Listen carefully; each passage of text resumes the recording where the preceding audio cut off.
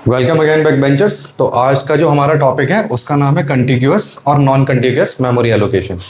इसे समझने से पहले आप छोटा सा ही एग्जांपल देखिए। मान लीजिए आप 10 दोस्त हैं और आपका प्लान बनता है कि गर्मियों का टाइम है, शिमला चलते हैं, है ना? और काहे से चलते हैं? ट्रेन से चलते हैं। अब ट्रेन से जाने के लिए पहले आपको रिजर्वेशन कराना पड़ेगा कि नहीं, है ना? आपने रिजर्वेशन कराया।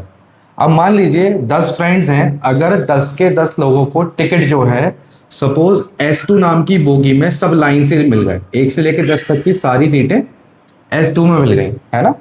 तो सारे के सारे 10 के 10 फ्रेंड्स एक ही साथ एक ही कोच में लाइन से बैठे हुए हैं इस बर्थ पे अपनी, ठीक है? तो ये हुआ कैसा? कंटिन्यूअस फैशन में बैठे हुए हैं, एक साथ बैठे हुए हैं, तो इसे हम कहते हैं कंटिग्यूअस मेमोरी एलोकेशन, है ना?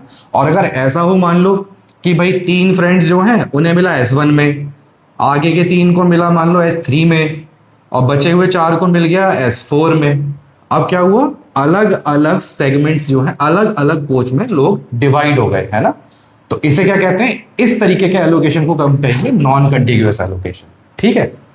देखिए सपोज ये रैम है, ये इस पे मेमोरी स्लॉट्स बने हुए हैं, मेमोरी ब्लॉक्स बने हुए हैं। अब मान लो कोई प्रोसेस आया और उसे सपोज 200 KB चाहिए, तो 200 KB पे ये प्रोसेस अब आके बैठ गया P1। अब इसे 200 का 200 अगर यही मिल गया तो ये हो गया कंटिग्यूअस। अब मान लो P1 के अलग अलग पार्ट्स हमने तोड़ दिए।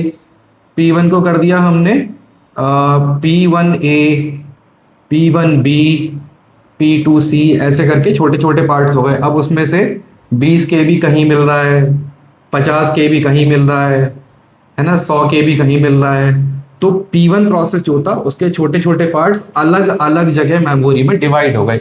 अब ये एक साथ एक ही जगह पे नहीं है, अलग अलग मेमोरी लोकेशंस पे है। पूरा प्रोसेस तो है लेकिन वो टूट के अलग अलग जगह पे स्टोर हो रहा है, ठीक है? तो इस तरीके के एलोकेशन को हम कहते हैं नॉन कंटिग्यूअस। ठीक, चलिए, थैंक यू।